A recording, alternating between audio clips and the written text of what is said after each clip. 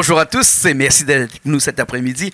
Merci aussi d'être avec nous en cette fin d'après-midi, plutôt ici même, Bas-Saint-Labou, pour parler politique, pour parler des départementales, pour parler politique. Mais dernière semaine, dernière ligne droite avant ce fameux dimanche 20 juin où tous les électeurs de La Réunion vont être appelés aux urnes pour voter pour les régionales au départ et ensuite tout de suite après pour les départementales. Aujourd'hui, on va parler départemental avec ce canton numéro 3 de la possession, canton unique bien entendu, avec Vincent Rivière qui est avec nous. Bonjour Jean-Claude. Bonjour, bonjour. Et aussi ton remplaçant qui est Vincent Rebecca.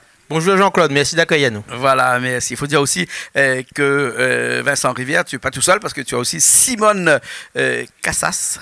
C'est ça, Casas avec toi. Et puis après, Sabrina Deluise aussi, qui est la remplaçante aussi. Hein? On se tutoie ici chez nous, bien entendu. Moi, c'est Jean-Claude, hein? Vincent et Vincent. Que ça, Vincent au carré. Vincent au carré. Tant qu'il n'y a pas la tête au carré. Mais voilà. Si vous êtes là au départemental, c'est parce que c'est un choix d'un engagement politique, bien sûr, hein, mais un engagement qui a été mûrement réfléchi depuis longtemps. Alors, Vincent Rivière, première fois en politique ou bien sinon depuis très longtemps en politique et on revient pour ces départementales? En fait, nous étions candidats aux élections municipales l'année dernière et nous avons fini en 3e position. Et ce qui décide l'engagement pour ces élections départementales-là, c'est quand on voit le constat de la situation de la population, on a deux choix.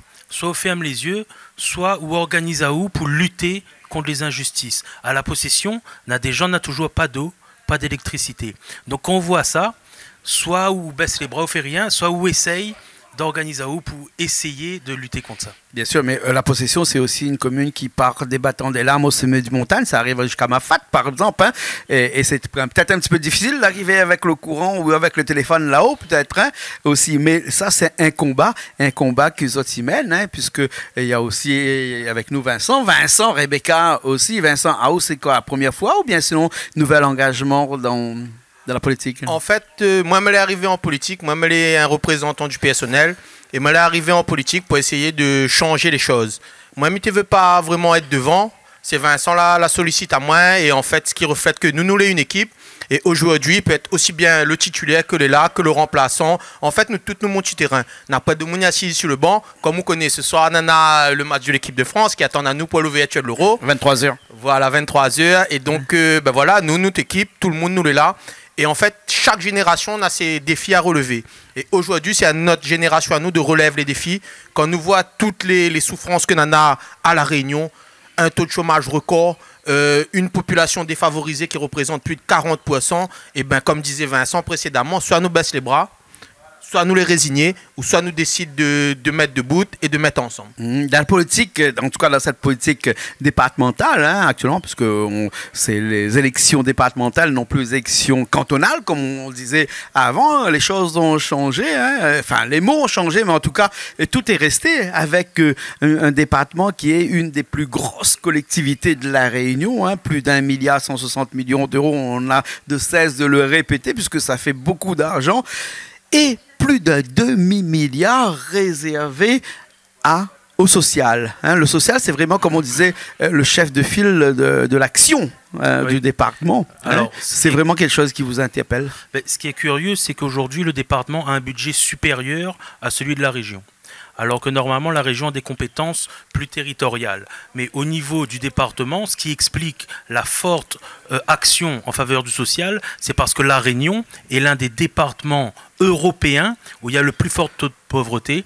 Et c'est ce qui explique qu'il faut une action sociale forte. Bien sûr, 50% hein, du budget, plus d'un demi-milliard d'euros réservé au social. Hein, et ça part de la petite enfance, depuis que la personne est née jusqu'à nos vieux. On va avoir dans quelques années, là, les personnes qui ont plus de 60 ans dépasser la barre des 50%, ce qui va être quand même assez problématique pour une économie à La Réunion, parce qu'on sait bien qu'une économie se fait avec des gens qui sont en mesure de travailler, donc de collecter de l'argent pour pouvoir subvenir à tous les besoins que ce soit de ces collectivités-là, puisque ne pas oublier que le département vit aussi avec les impôts de la Réunion. Et donc, c'est ces gens qui travaillent qui font aussi le budget du département. Alors, comment faire pour protéger nos anciens dans un moment, dans quelques années, où on va arriver, où le nombre de personnes qui travaillent vont être inférieurs à ceux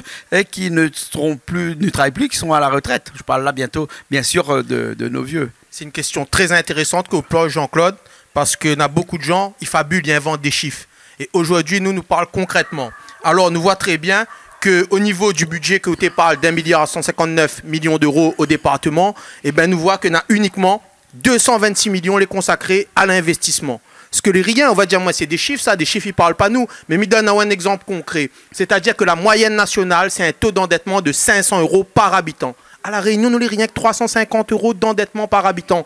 Donc, il veut dire qu'on a quand même une défaillance. Une défaillance parce que nous pourrions plus emprunter pour mettre l'accent sur le social. Aujourd'hui, dans notre programme, nous avons un point concret que je vais dire à vous. Aujourd'hui, même si beaucoup de personnes y gagnent lire et écrire, beaucoup de personnes ils souffrent d'une réticence face à l'utilisation de l'outil informatique. C'est ce que nous appelons l'électronisme. Et par rapport à ça, nous avons une proposition concrète, c'est-à-dire c'est de mettre des écrivains numériques, des écrivains publics numériques, 2.0, 3.0 dans les quartiers à proximité de la population. Et ces écrivains publics-là, ils pourront aider les gens à remplir les autres bonnes démarches. Aujourd'hui, vous faites déclaration d'impôts. Ils doivent aller sur Internet. Vous pouvez faire la CGSS, la CAF, pour une banque. Ils doivent aller sur Internet. Mais tout le monde n'est pas né sur Internet. Et ça, ils permettent à nous d'agir sur deux axes. Moi-même, avec la déclaration automatique des impôts, là, oublie mon pension. Et bien, finalement, au lieu de que c'était moi qui dois les impôts, c'est les impôts là donnent à moi être au PSU. Et ça, c'est quelque chose de concret. N'a pas besoin de faire l'ENA, n'a pas besoin de faire Sciences Po. D'une part, c'est un gain de pouvoir d'achat, et d'autre part, nous agissons sur le chômage. Parce que combien de jeunes sont diplômés, bac plus 2, bac plus 3, et que le chômage? Et bien, ces jeunes-là, ils ont la compétence pour prendre ces emplois d'écrivains numériques. Voilà, c'est un tout petit exemple de notre 10 000 programme. pour le chiffre. Voilà, 10 000 exactement, Jean-Claude. Et ça, je trouve ça malheureux. Moi-même qui est parti en métropole, qui a étudié, qui est revenu ici, voilà, mais ça pas explique mon parcours ici, nous n'est pas là pour ça. Mais c'est vrai que souvent, c'est un billet aller sans retour pour notre jeunesse. Et c'est ça les malheureux parce que notre jeunesse, c'est la chance de demain, c'est le trésor de la Réunion. D'accord, d'accord. Bien entendu, le social est un grand part dans la collectivité, dans cette collectivité-là, si je comprends bien. On a vu les chiffres de cette collectivité, du département actuellement. C'est quand même une entreprise qui fonctionne bien, une entreprise qui n'est pas endettée. Ce qui veut dire que quelque part, si je comprends bien, on veut dire que pas tout a été fait. Il y a eu des engagements qui pourraient être faits, mais qui n'ont pas été faits. Peut-être que pour faire en sorte d'avoir un bilan qui est positif à chaque fois, à chaque année pour les prochaines élections, ou veut penser par là que tout ça est purement politique et non pas social? En fait, aujourd'hui, nous voyons très bien, on va prendre un exemple simple qui parle à beaucoup de gens, le plan Marshall. À la fin de la Seconde Guerre mondiale, l'Europe est en ruine et nous mettons un plan Marshall, ça y régénère des emplois et rebooste l'économie. Pour nous, il faut mettre un plan Marshall de la vieillesse en place. L'extrême, le plan Marshall. C'est une image, c'est une métaphore. C'est une image, c'est une métaphore. Imaginez, vous dites aux Réunionnais que ça va être en place un plan Marshall, pour le ceux qui connaissent.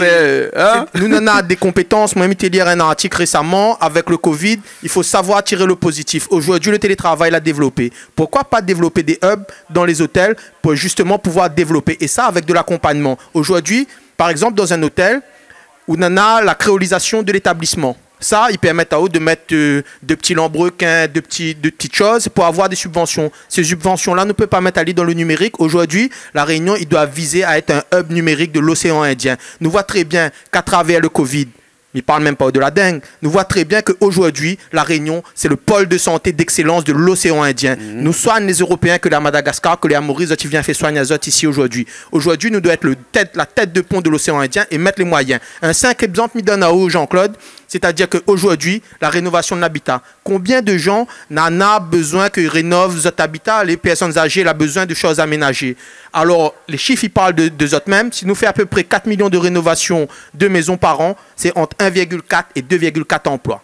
Et ça, c'est déjà, mais laissez-vous faire le calcul, le nombre d'emplois créés. D'accord, on va parler plutôt un petit peu, la rebondir un petit peu sur ce qu'on a dit tout à l'heure, le hub informatique de l'océan Indien. Hein, pour cela, c'est très bien, hein, puisqu'on a quand même un câble qui arrive à La Réunion et qui est un câble safe, et le Lion.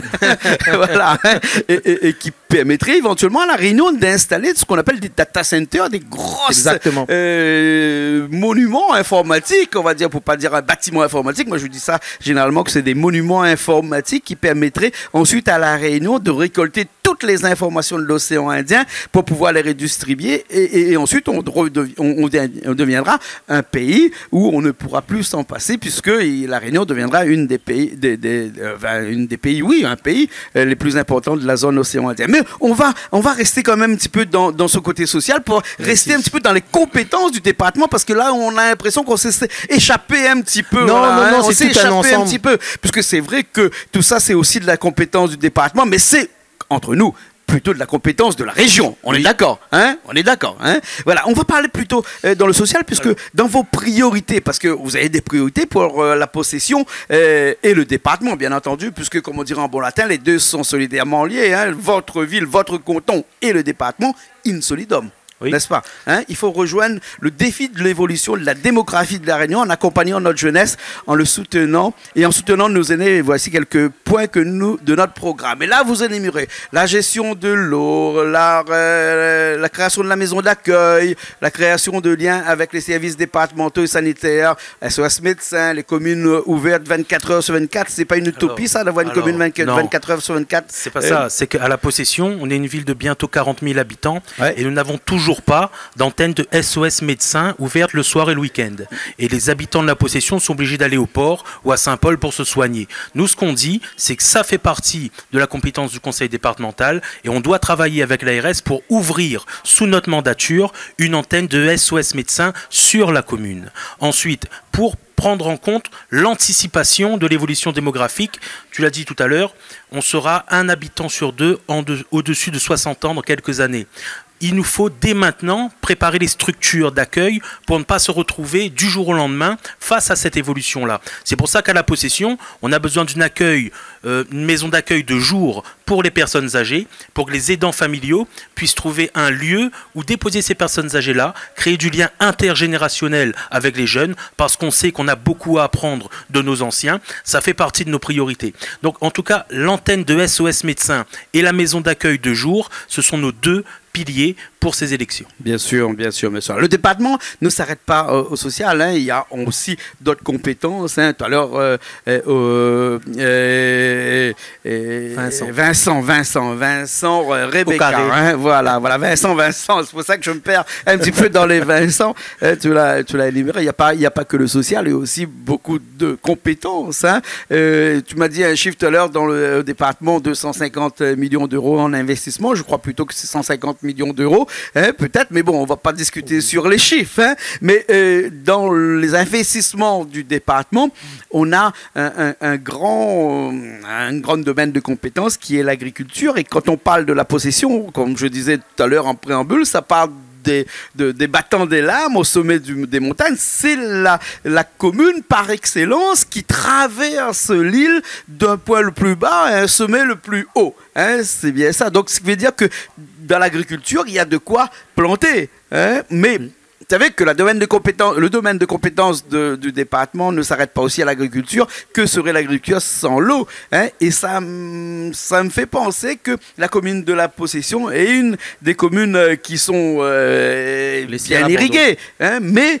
le problème de l'eau étant une compétence du département, vous avez des suggestions à faire pour que tous ces endroits qui sont arides, qui sont à mi-hauteur. On parle là de la 5e micro-région de la Réunion qui se trouve en altitude et qu'il faut envoyer les gens planter là-haut. Mais si on envoie les gens planter là-haut, il faut qu'on assure que ces endroits-là sont irrigués, hein. Vous avez réfléchi un petit peu comment faire, puisque actuellement, on n'en parle pas beaucoup. Il y a quelques projets qui ont été mis en place, hein, mais le basculement de l'eau de l'est vers l'ouest n'arrive pas dans les hauts de la Possession, hein. Les puits qui ont été faits, qui ont été creusés un petit peu partout, n'ont pas été faits à la Possession. Est-ce que vous voulez dire que dans ce système d'irrigation et tous ces systèmes qui ont été mis en place pour amener l'eau, la Possession a été l'enfant pauvre? Oui, exactement, Jean-Claude. Sur la gestion de l'eau, il laissera Vincent Rivière tout à l'heure d'exprimer Ali, mais moi-même, ça parle aussi de question de l'agriculture. Aujourd'hui, nous connaissons très bien que Dodane, c'est un des plus grands pôles de producteurs de salades de la Réunion. Les salades de Dodane, les reconnues. Voilà, c'est pour ça que nous devons continuer à appuyer l'agriculture. Mais appuyer l'agriculture, on va dire de manière différente. Aujourd'hui, nous proposons de mettre la cantine à 1 euro dans les collèges. Effectivement, avec de retravailler sur des circuits courts, de pouvoir permettre à nos agriculteurs de fournir les cantines scolaires. Et c'est comme ça que nous va développer. Mettez regardé des émissions récemment, et où Saouté parle de si nous dégage 300 hectares de terre, eh ben nous pourra planter les oignons, le thym. Et voilà, bien suivre.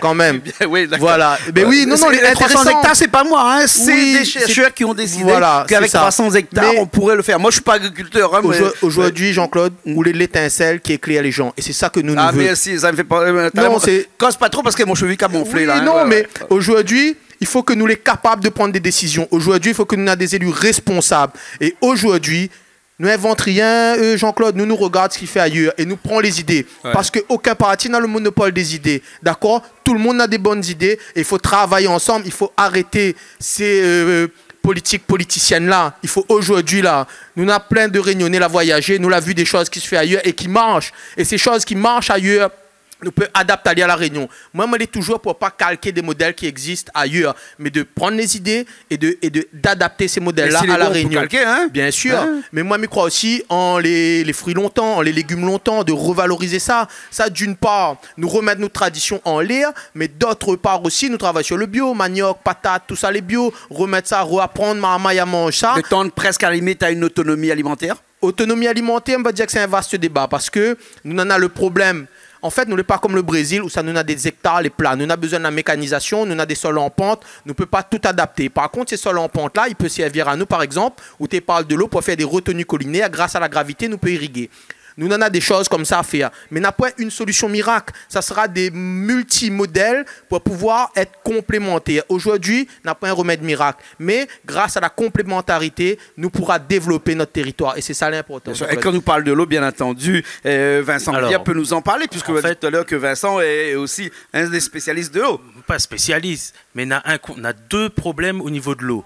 Évidemment au niveau de l'irrigation, mais surtout, on a des familles possessionnaises qui n'ont pas d'eau potable. Et ça, pour moi, c'est d'abord la priorité d'emmener l'eau potable dans ces quartiers-là. On a 3 quartiers identifiés, les Lataniers, Ravina-Malheur et Dodane. C'est des gens, des familles qui payent leurs impôts et qui n'ont pas accès à l'eau potable. Ça, c'est la première étape. Ensuite, il y a le problème de l'irrigation de l'eau. Il y a des travaux qui ont été entamés, mais le problème, c'est qu'ils se sont arrêtés à un certain niveau. C'est pour ça que nous voulons que le département y accompagne les EPCI, c'est-à-dire les collectivités de communes, pour faire ces travaux-là. Parce que c'est bon là qu'on a la gestion de l'eau et de l'aménagement sur le territoire. Et aujourd'hui, les fuites dans les réseaux d'eau, il fait que nous perdons énormément de cette ressource-là. Et si nous n'investissons pas massivement dans les réseaux d'eau pour aller jusqu'à le terrain de l'agriculteur, eh bien l'agriculteur se retrouvera toujours dépendant de cette sécheresse. Bien sûr, bien sûr. Il nous reste 2 minutes pour parler d'un sujet qui nous